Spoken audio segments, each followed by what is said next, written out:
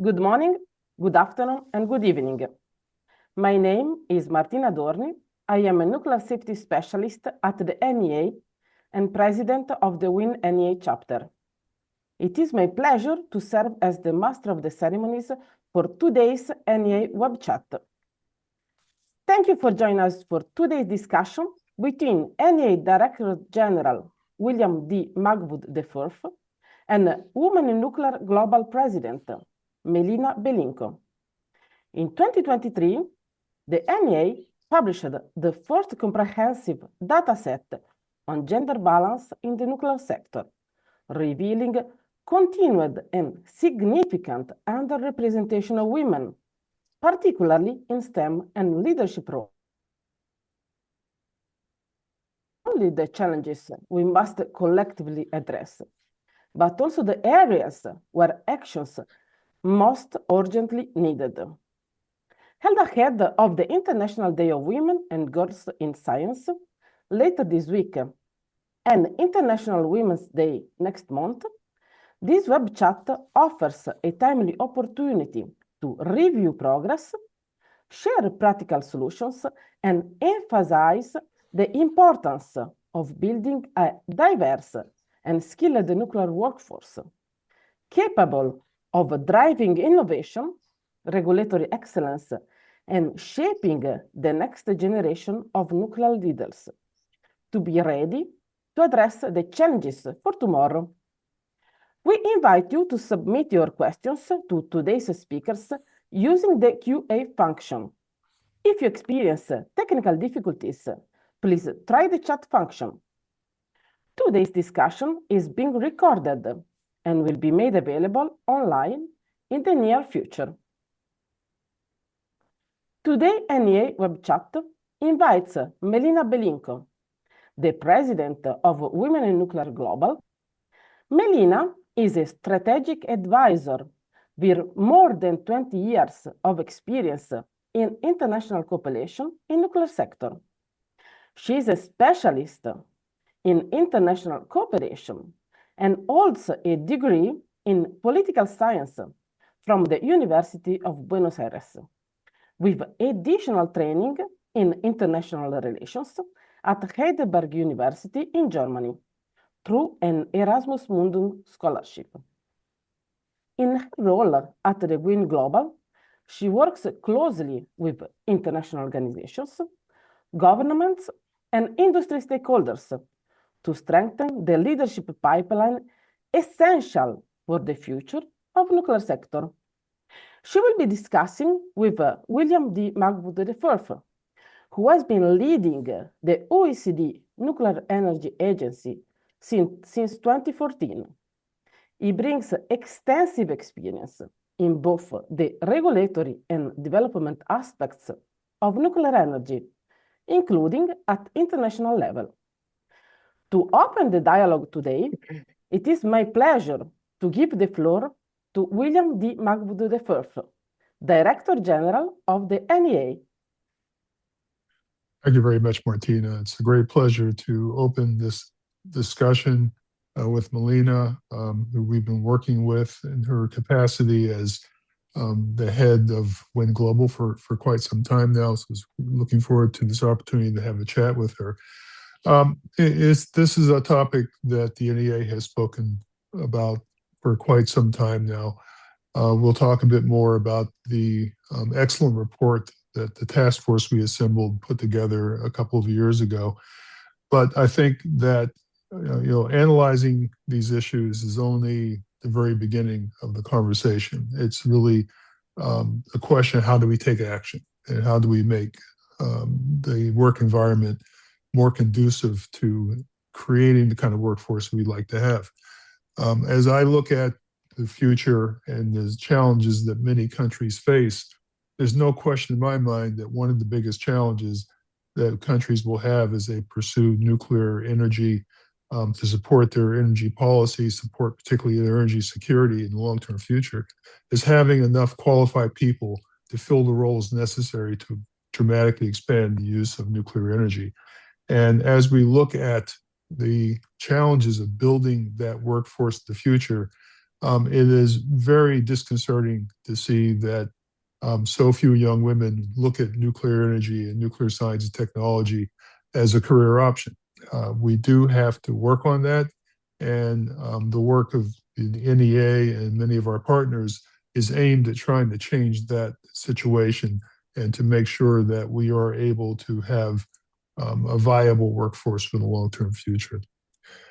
So with that, I very much look forward to today's web chat. It's been a while since we've had a web chat, and I can't think of a person I'd rather restart these web chats with more than Melina. So Melina, very much looking forward to our conversation. Thank you very much. Good morning, good afternoon, and good evening, everyone. It is a real pleasure to be here with you today. And of course, I would like to extend my big thanks to the NEA and in particular to DG Magwood for this important initiative and for the continued leadership shown in addressing, as he mentioned, one of the most critical challenges of our sector, which is workforce development and the transformational change it requires. So it is truly an honor to see how also the collaboration between Women in Nuclear Global and the NEA continues to grow, not only in dialogue, but through concrete actions that generate real, lasting, measurable impact.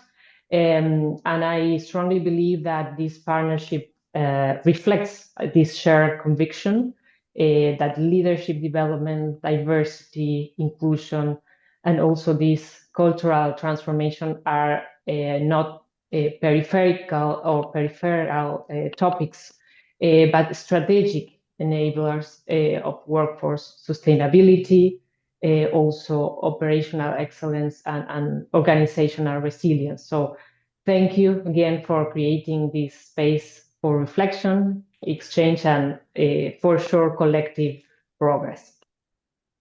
Well, again, thank you. And my thanks to Martina, who has been the master of ceremonies for this event, for leading our WiN chapter here at the Nuclear Energy Agency. So let's dive in, because we've had the report available for a couple of years now. It came out in 2023. And after 2 years of reflection, I wonder if you can give us your thoughts about, when you distill all the work that was done to put the data together and to do the analysis and look at the policy recommendations, what hits you hardest? What makes you think, if we don't act now, we'll be talking about this 10 years from now?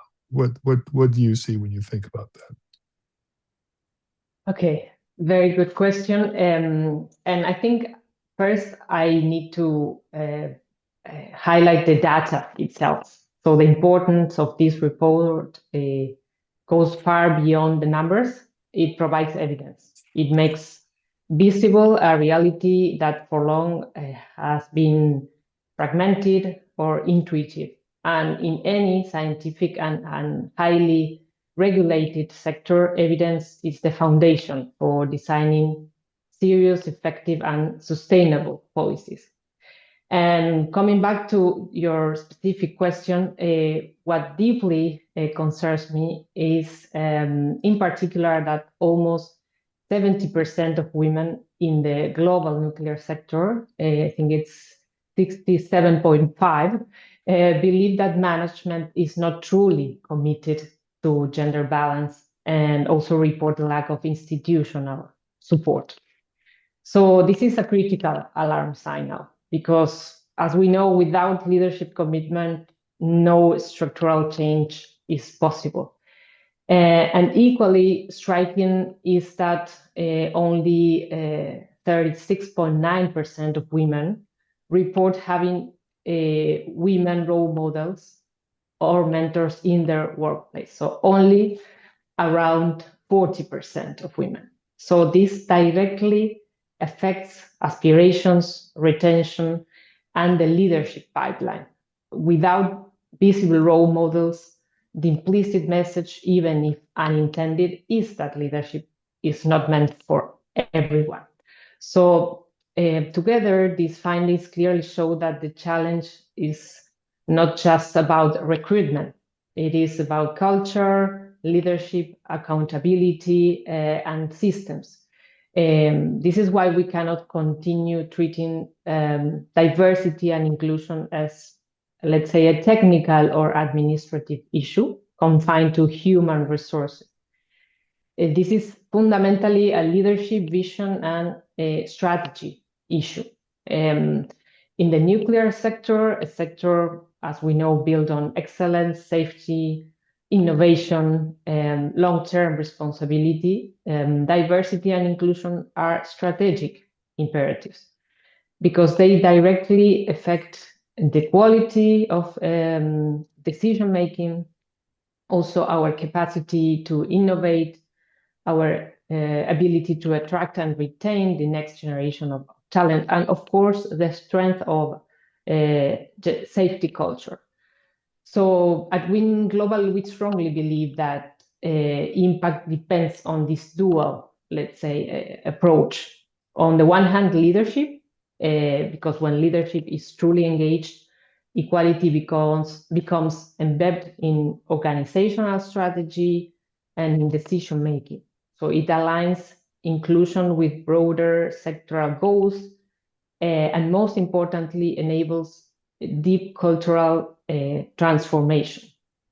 And for us, inclusive leadership is not a soft skill, it is a critical strategic capability essential to navigate complexity, manage risk, build trust, and develop resilient organizations.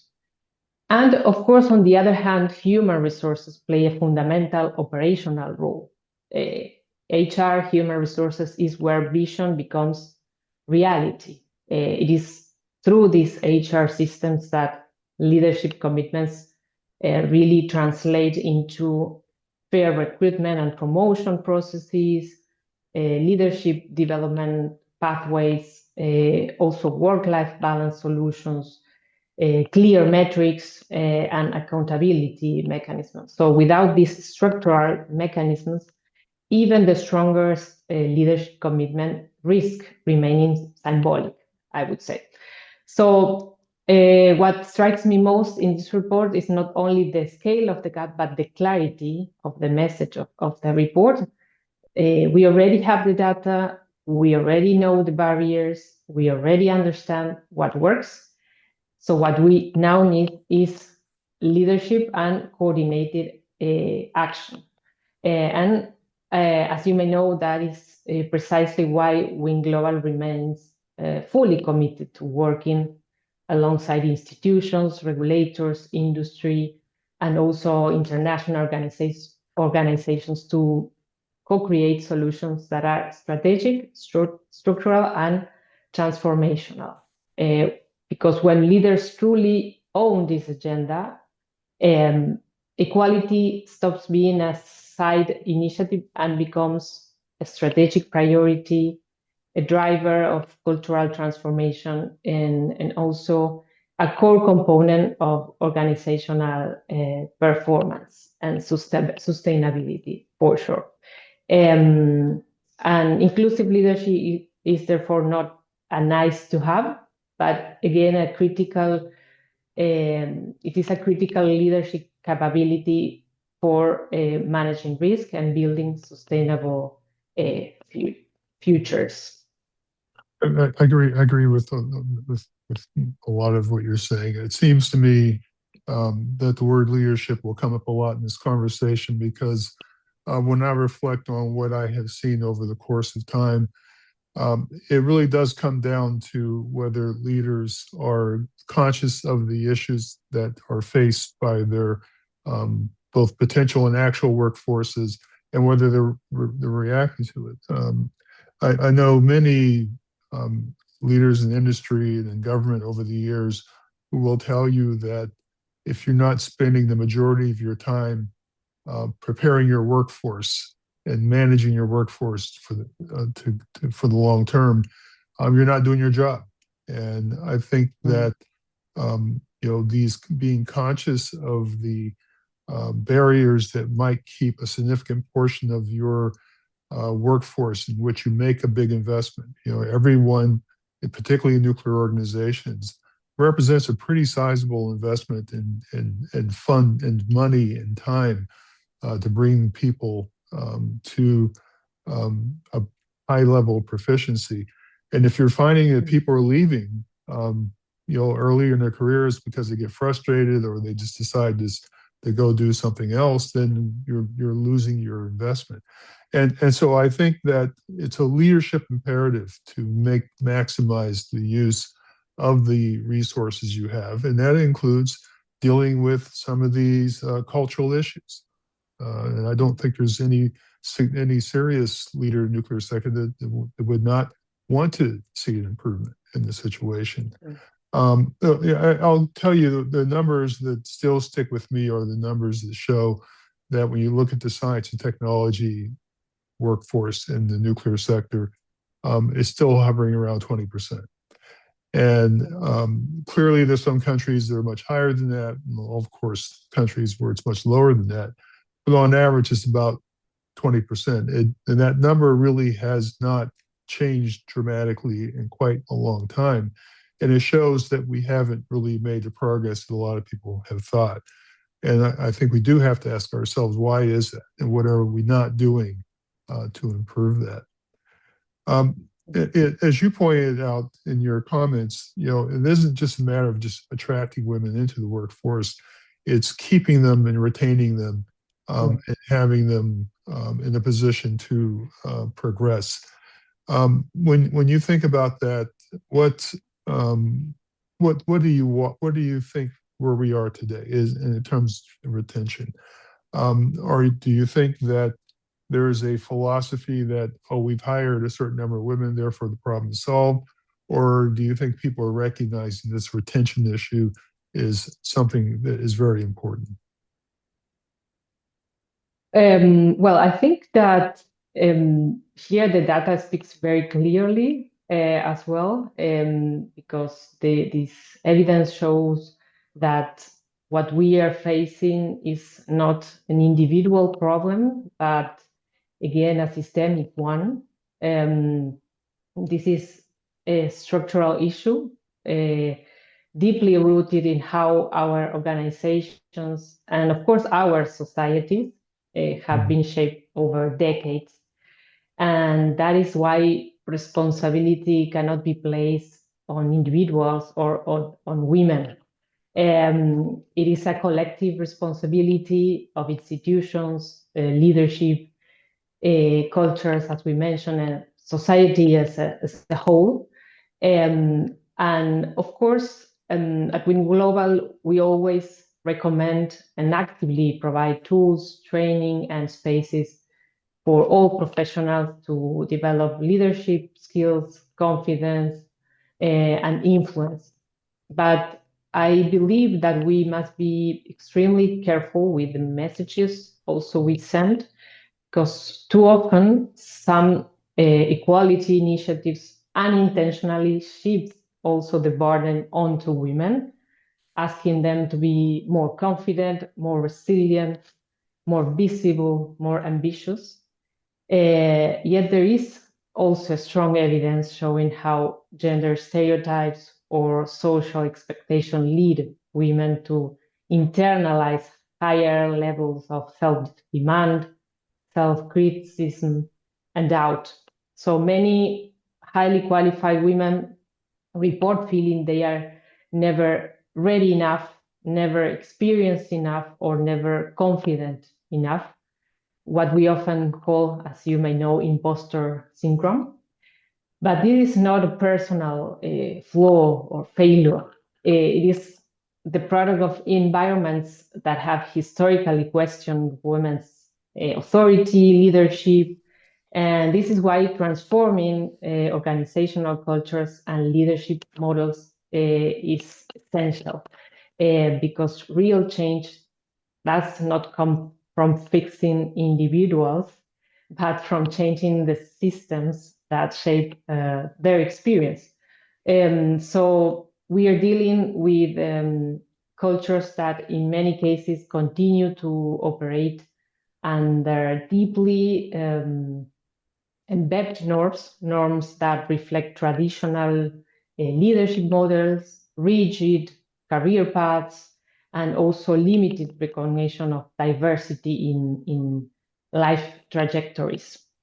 So in highly masculinized sectors such as nuclear, these patterns tend to be even more deeply normalized and often summarized in the phrase, "that's just the way it is." And yet we know now that inclusive environments generate profound positive change because these environments value diverse perspectives and leadership styles, also promote collaboration, mutual respect.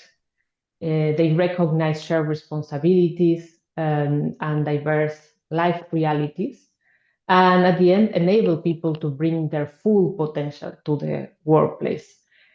And most importantly, going back to your question, they allow talent to stay, grow, and thrive. So this is why I think the framework of the NEA report is so powerful, with these three interconnected pillars: attract, retain, and advance.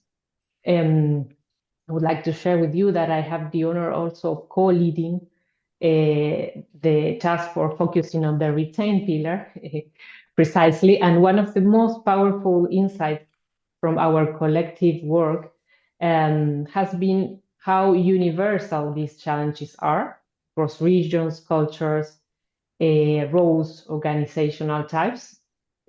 So I believe that this reinforces one central message, which is retention is a systemic challenge that requires, of course, systemic solutions. So I firmly believe that retention and progression are strategic also imperatives for the future of the nuclear sector in a context, as you mentioned, of a major workforce transformation, also of generational change, of skills shortage. We simply cannot afford to lose talent. When we build these inclusive environments, we do not only retain women, but we again strengthen innovation, performance, safety. So for me, the question is not whether we can afford to invest in retention and progression, but the real question is, can we afford not to? So I think that's what we need to, this reflection needs to continue, and not only a reflection, as we always mention, is through concrete actions that we need to address this retain pillar. You raise a lot of very interesting points, and we could probably spend a few hours going through all of them. But let me drill down on one thing that you highlighted, which is this internal battle that some women have about not being confident that they're in the right place, and they're not being confident that they're able to progress. And how, if as a manager and leader, what is it you would expect someone to do if they are running a nuclear organization to help deal with those sorts of internal battles? You know, in some sense, internal battles are internal. It's not the sort of thing that you can expect leaders to fix easily. But what do you think it is in the environment and the culture of an organization that a leader can say, I'd like to help with this? What would you tell them to do? What would be your recommendation to the leader of a nuclear facility to address those sorts of internal battles? Well, it's an interesting question. Well, in my personal view, again, I would recommend to start question, to listen, to feel, and to connect, and especially to look for tools that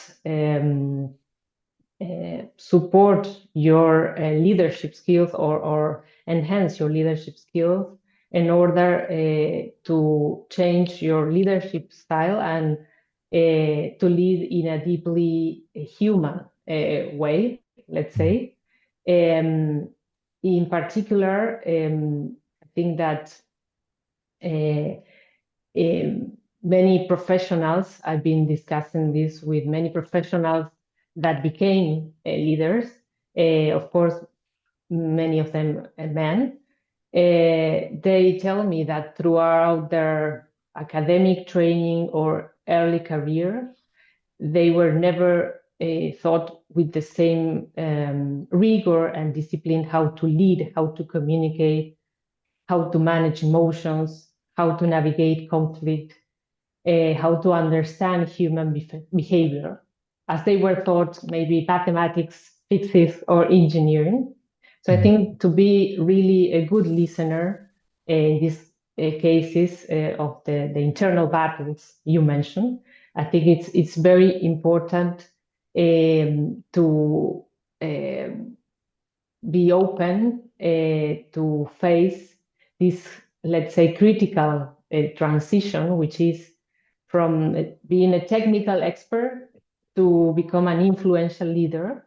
And this is to even question your style or your type of leadership, to be really open to listen and to change and to receive feedback on your own actions and on how at some point you might not be using all the resources to actually change the workplace or your environment. So that would be my humble recommendation. Especially, I think that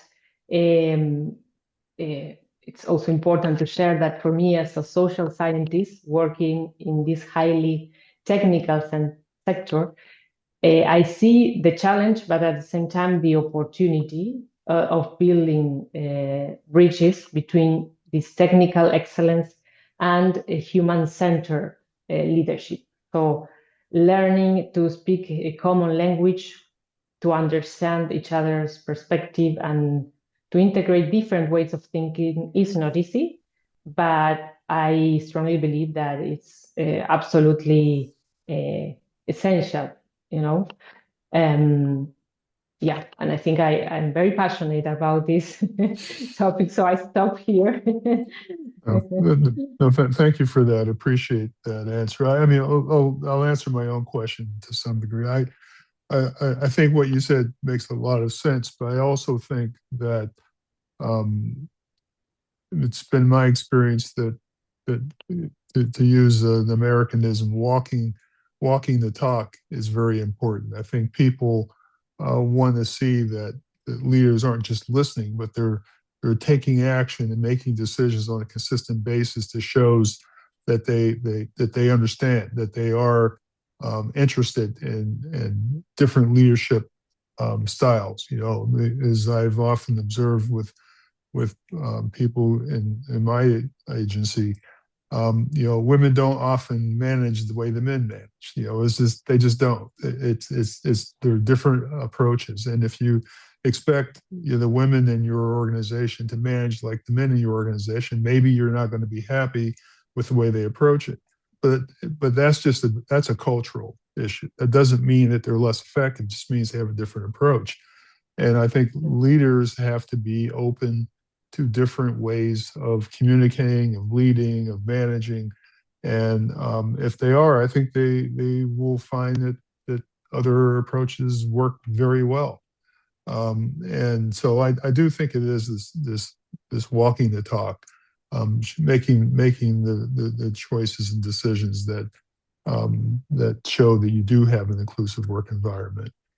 One area in the nuclear sector in particular that we often talk about is the fact that the nuclear sector, particularly in operational facilities, have work practices and approaches which are very, very rigorous, tied to requirements, and that sometimes there isn't as much flexibility in the nuclear workplace as perhaps in an office work environment. And I wonder if you could speak to that. In the nuclear sector, when you have positions like, senior reactor operator, for example, where one might be expected to be available in the small hours of the night, how is it that we can look at approaches to make it easier for a broader range of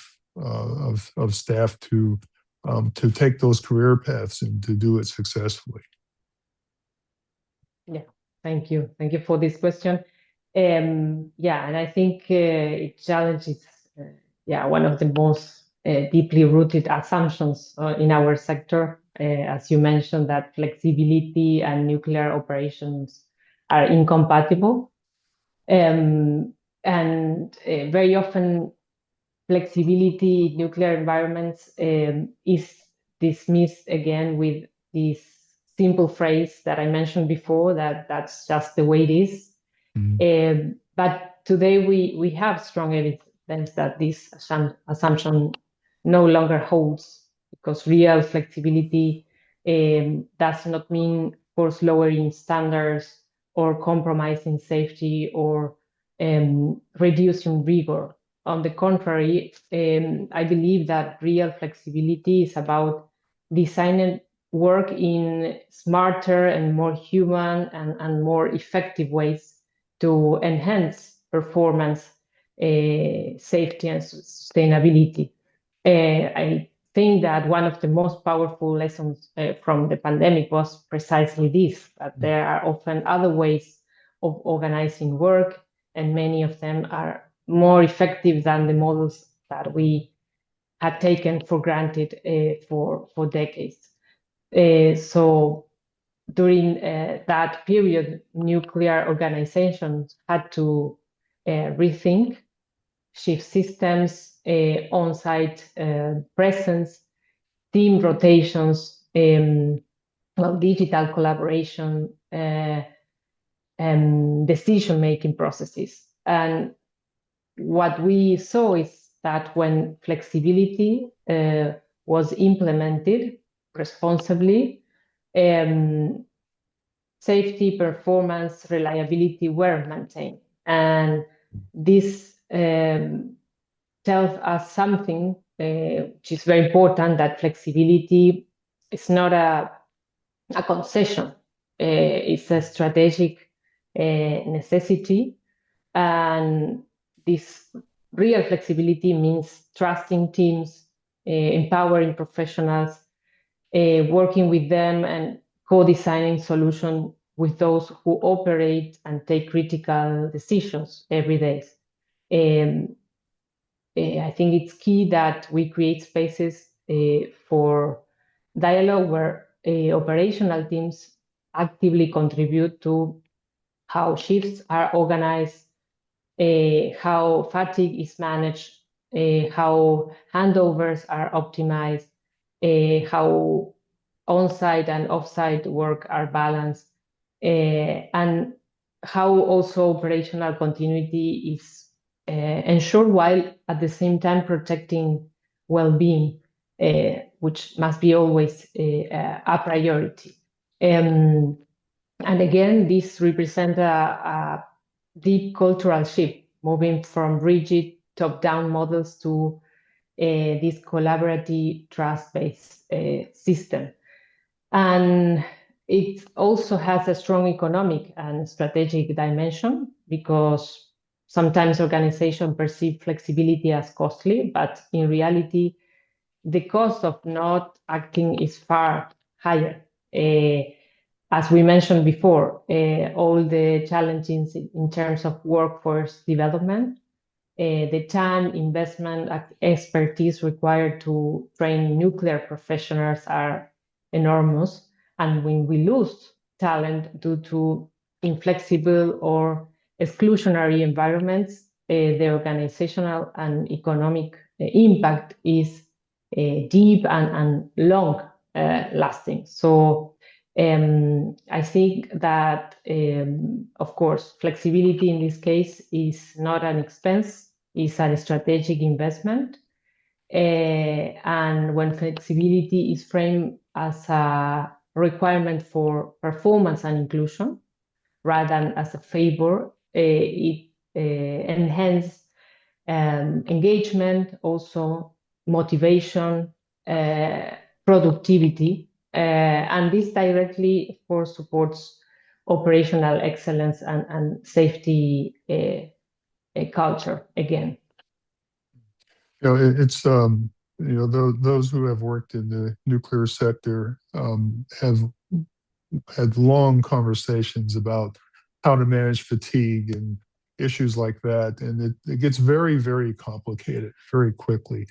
And I'm sure that there are many organizations and leaders who are listening to this conversation and thinking probably, oh my gosh, I certainly don't want to have to reopen that issue again and talk about how I'm going to change things. But perhaps one of the things that needs to be done, and maybe task force like the one you're working on is the right place to take this on, is to really look at the technical programs and begin to make recommendations for how flexibility can be built into these practices, like, for example, shift work, in a way that isn't just saying, oh, there's easier way, there's better ways to do this, but actually give concrete outline as to how you could change these practices to be more accommodating to a broader range of people. So I think it's important to think about doing that, and perhaps the task force is the right place to undertake that, because I think it's important that we recognize that making these changes is non-trivial. It is something that requires some careful thought and analysis. Now you've touched on cultural issues multiple times, and I'm going to give you a chance to talk about this because I think as we went through the exercise of developing the report and doing different events and discussions with groups of people around the world, one of the things that was really made a big impression on me was how many women related that they were affected by the cultural issues. The word microaggressions gets used a lot. And I wonder if you could speak to that, because I think it's something that doesn't get discussed in nuclear organizations very much. It's something that sounds like, conversations had in academia or by sociologists, but not something in a practical organization. And I wonder if you could speak to that about what you have heard and what you have discussed with members in WiN Global and other venues about these sort of cultural issues, and the fact that for people like me who thought this was something that perhaps had faded away 50 years ago, to discover and talking to people, and these things still take place. How would you speak to that today, and what is your thought about how to deal with them? Yeah, this is a critical point, and again, my personal view, changing culture, remains such a struggle, not because the sector lacks rigor, safety, or excellence, but precisely because we have traditionally defined excellence in a very narrow term. I think that for decades, excellence in the nuclear sector has been understood primarily through technical competence, scientific rigor, this engineering precision, or strict compliance with the standards. And rightly so, of course, these dimensions are essential. but they are not sufficient. As I mentioned, there is a significant gap in education and professional training, particularly in STEM disciplines when it comes to leadership, communication, emotional intelligence. These dimensions are often treated as secondary, as the soft skills, as an accessory rather than a core professional capabilities. And me personally do not like the term soft skills because for me, the word soft tends to diminish their relevance when in reality, they are often the hardest and most critical skills to master and frequently the key to truly effective and safe performance. I think that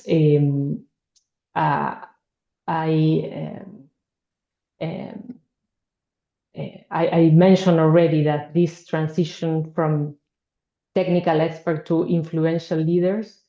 And as a result, in my experience and what we discuss also within WiN Global, is that many technically outstanding professionals find themselves in leadership positions without the tools required to foster inclusive, psychological, safe, and high-performing teams environments. Again, at WiN Global, we believe that true empowerment means giving people the tools to build their own leadership identity, to discover their voices, to exercise influence with responsibility. And this is also where culture change becomes deeply connected to equality and inclusion, because organizational culture that lack emotional intelligence, psychological safety, and inclusive leadership tend to normalize these microaggressions, bias, and exclusionary behavior, even if unintentionally.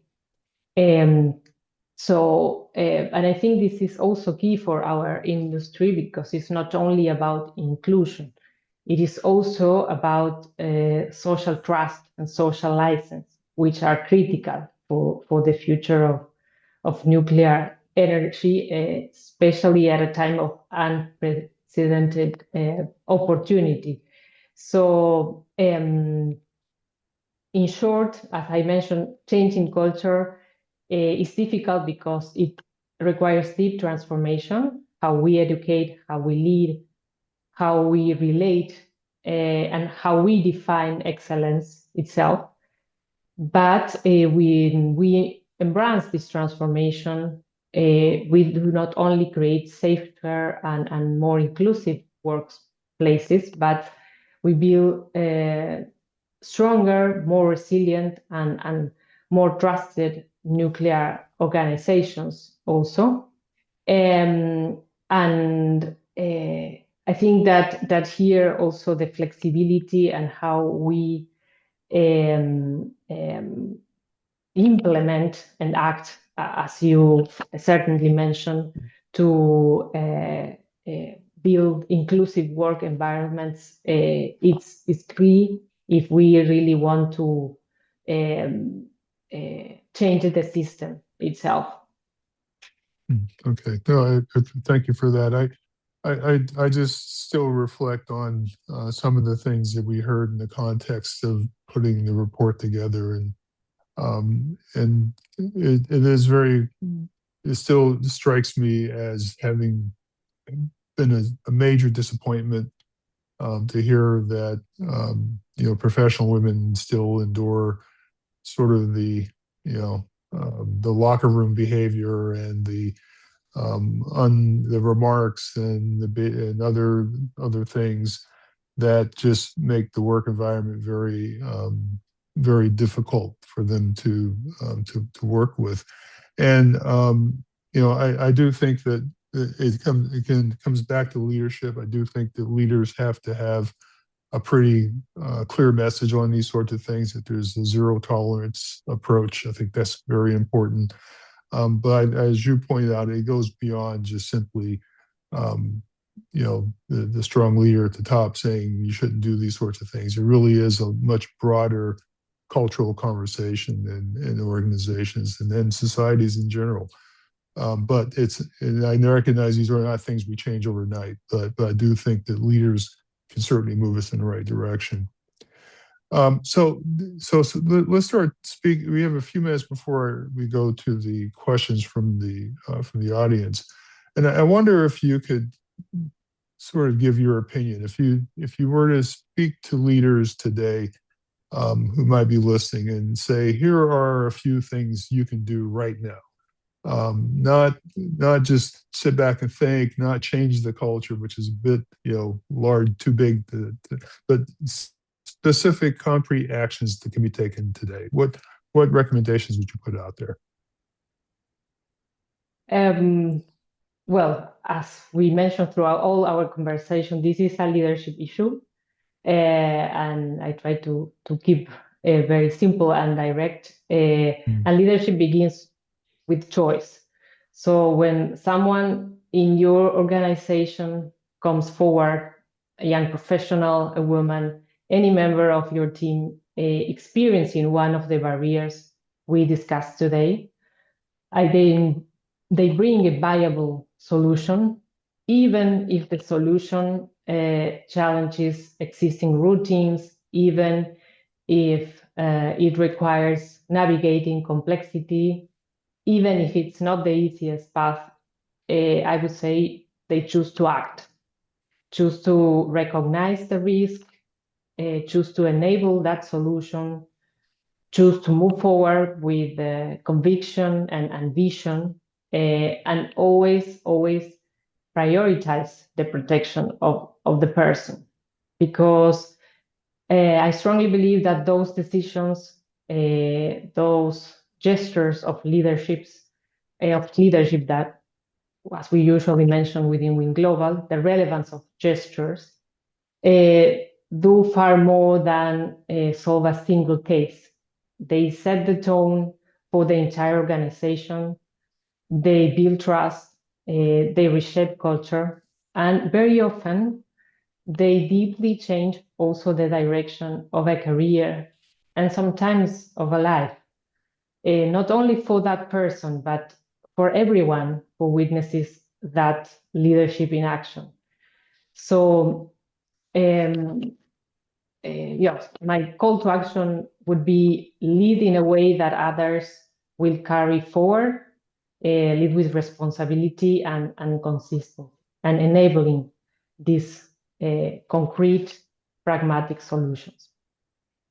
Well, thank you for that. And I know that we're just a short time from the International Day of Women and Girls in Science.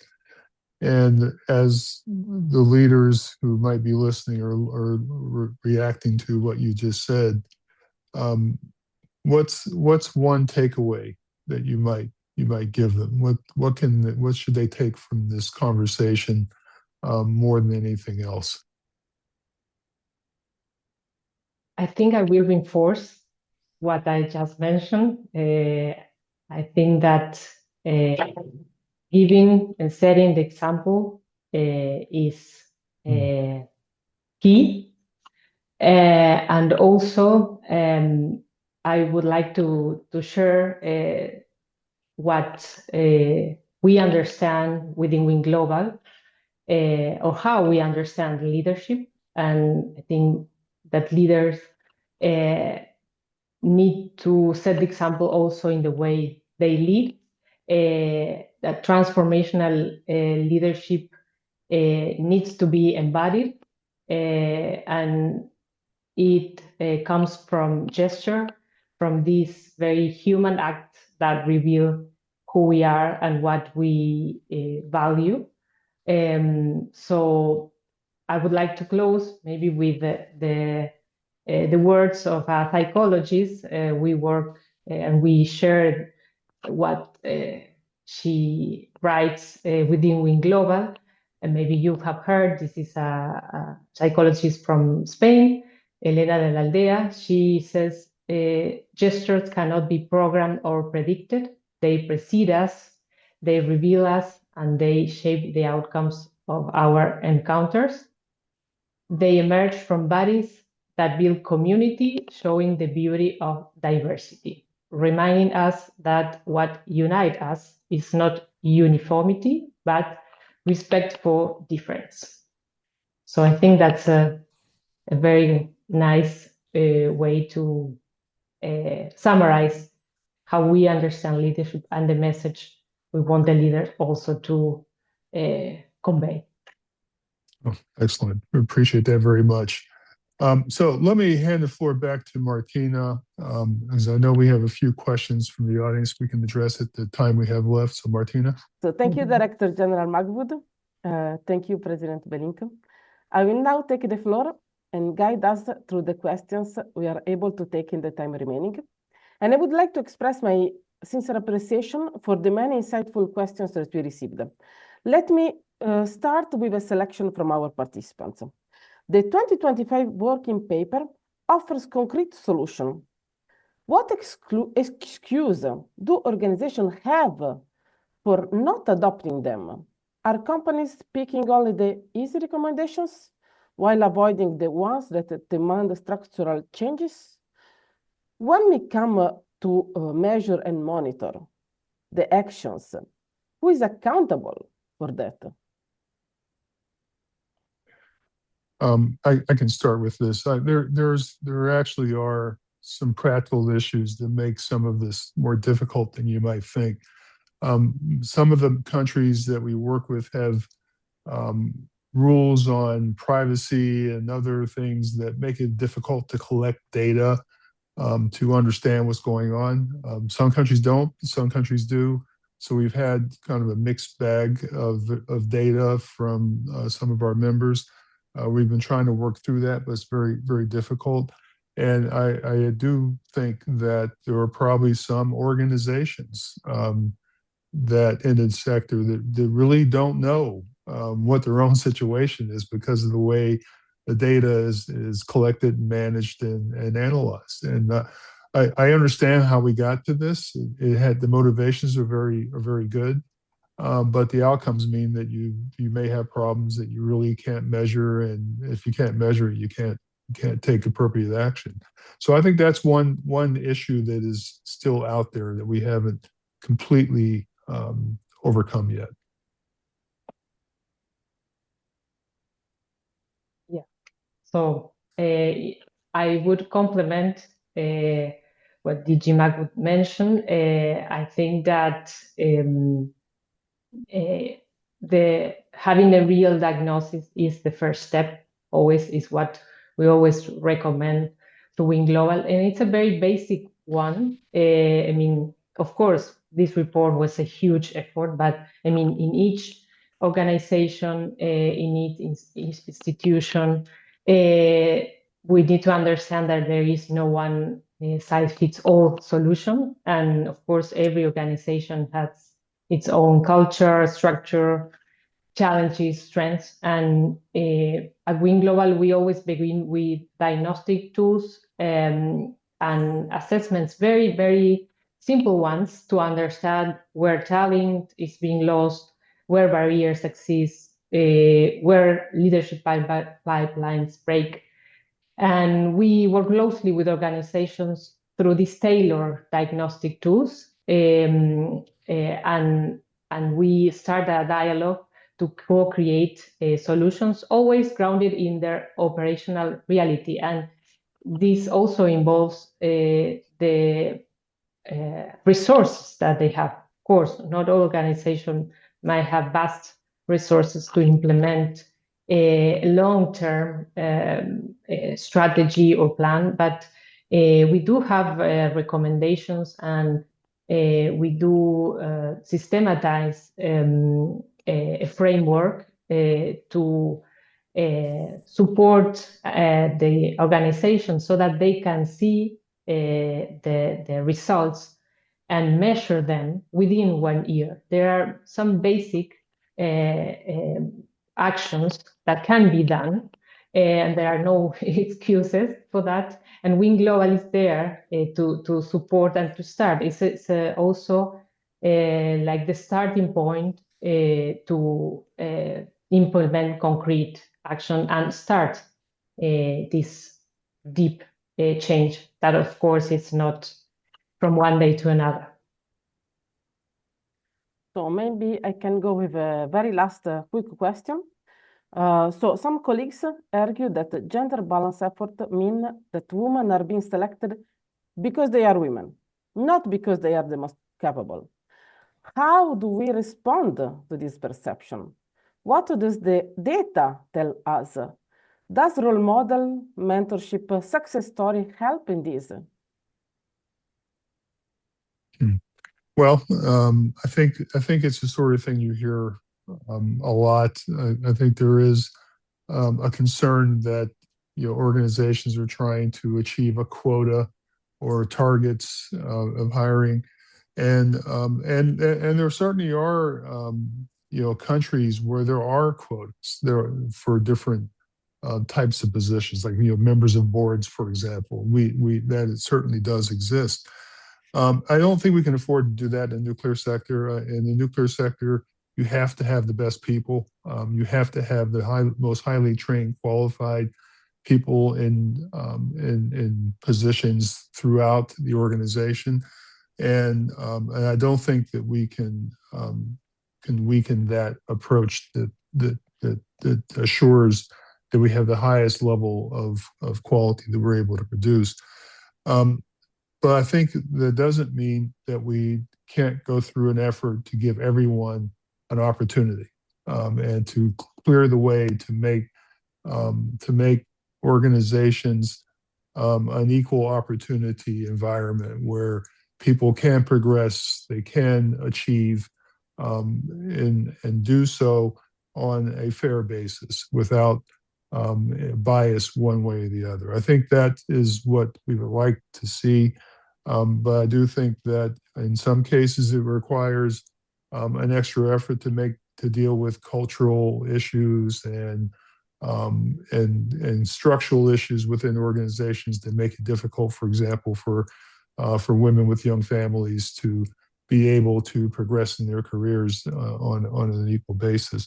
So I think that I understand the concern, and I myself am really dramatically against quotas and targets. I don't think that's the right thing to do. But at the same time, I think it's extraordinarily important that organizations clear the way so that all people have a fair chance to progress and to achieve.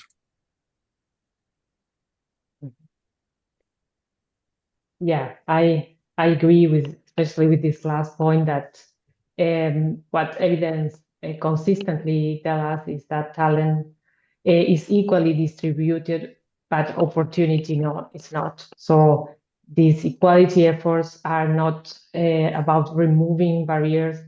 Are about removing barriers, not lowering standards, of course. So when systems become fairer, we don't select less capable people. We finally allow the full pool of talent to compete and thrive. But we do need to acknowledge these systematic barriers, the different professional trajectories, and as DG Magwood mentioned, the maternity leave, the different responsibilities, and again, the gender roles, stereotypes, which are still there within our societies. In a safety-driven sector like ours, excellence depends on diversity of perspectives, again, experience and thinking. So at the end, inclusion strengthens rigor. It doesn't weaken it, as we mentioned during this conversation. Thank you very much. Our NEA WebChat is coming to an end. I would like to thank our speakers today for their time and insight. Thank you to all of you who have listened in and for your very insightful questions. This webinar has been recorded and will be uploaded to the NEA WebChat page and the NEA YouTube channel soon. To receive information and updates about the NEA's latest news, publication, and upcoming event, follow the NEA on social media and subscribe on our website to receive email notifications. Thank you. Thank you. Thank you.